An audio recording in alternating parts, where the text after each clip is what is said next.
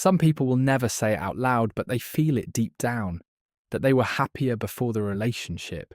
That single life, though imperfect, was freer, calmer, and more honest.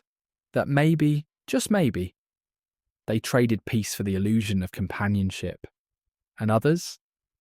They've consciously chosen the single path, not because they fear commitment, but because they refuse to settle, because they value freedom, purpose, clarity, even when the world tells them to get married, have kids, and follow a script that never felt like theirs. So today's message is for both. For the ones sitting beside a partner wondering, wasn't I better off alone? And for the ones who chose solitude over pressure and stayed true to themselves. Let's talk honestly, without shame, without judgment, about why it's better to stay single than to force yourself into a life that doesn't fit.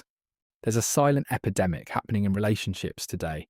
People staying out of obligation, people performing happiness on social media, people carrying the weight of resentment, confusion, and unmet needs because saying, I want out, feels like failure.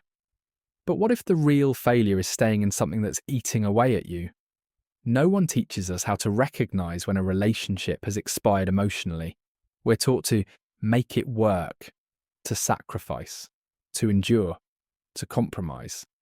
But there's a line between compromise and self-abandonment, between loyalty and losing your identity. And many people cross that line quietly, slowly, until they wake up one day beside someone they no longer recognise, asking themselves, why did I give up my peace for this? It's not that love is bad, it's that being in the wrong kind of relationship will make you forget who you are.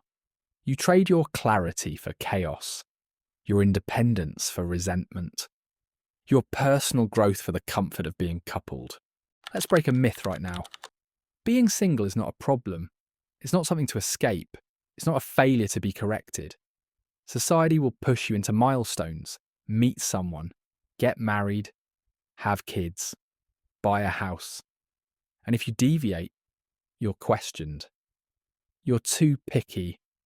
You'll change your mind. You'll regret it later. But what if what you actually regret is giving in?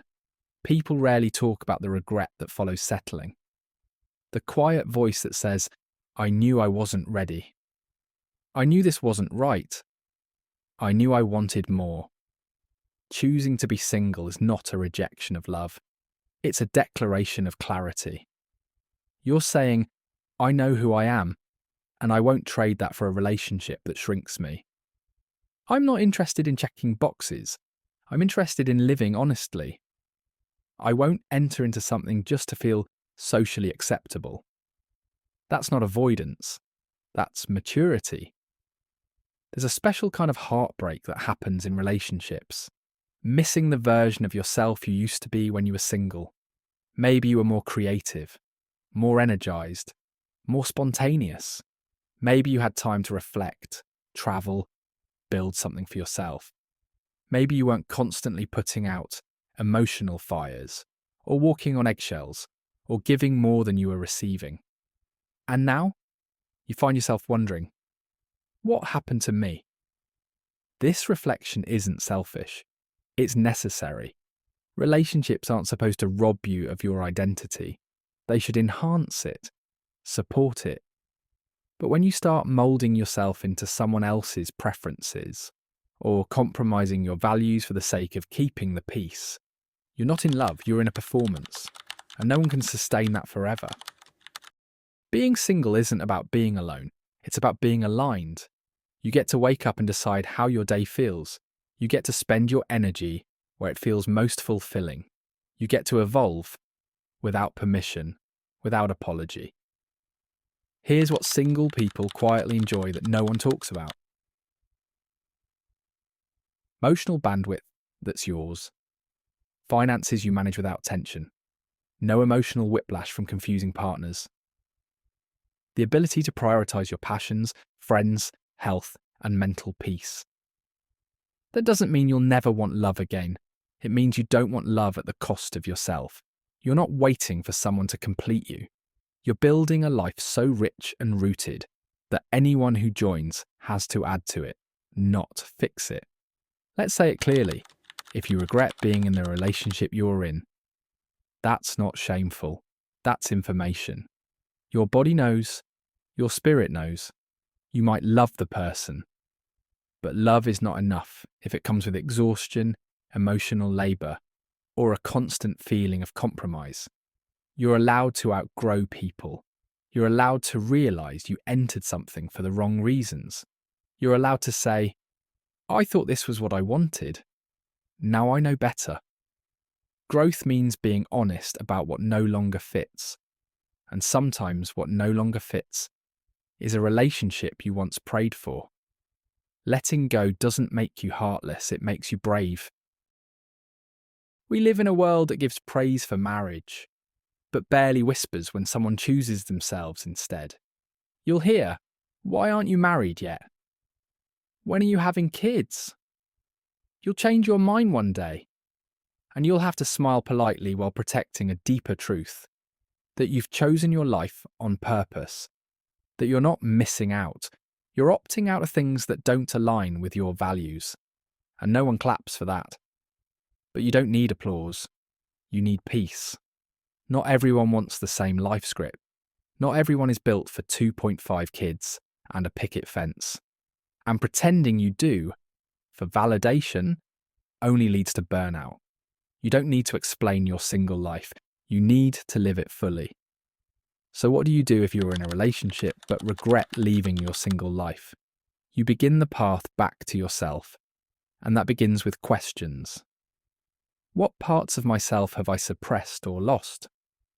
Is this relationship expanding or constricting me? Am I staying out of love or fear? If I weren't afraid, what would I do? The answers may scare you, but they will also free you. Choosing yourself might mean ending a relationship, or it might mean renegotiating boundaries, or carving out more independence within the relationship. Whatever it looks like, don't betray yourself to keep a connection alive.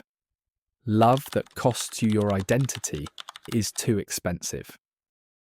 Here's what you won't hear at weddings, in rom-coms, or on family WhatsApp threads. Being single is not a waiting room. It's not a pit stop before the real thing. It is the real thing. You can build joy. You can create legacy. You can experience love in friendships, in creativity, in community. You are not on pause. You are not behind. You are not broken. You are building a life on your own terms.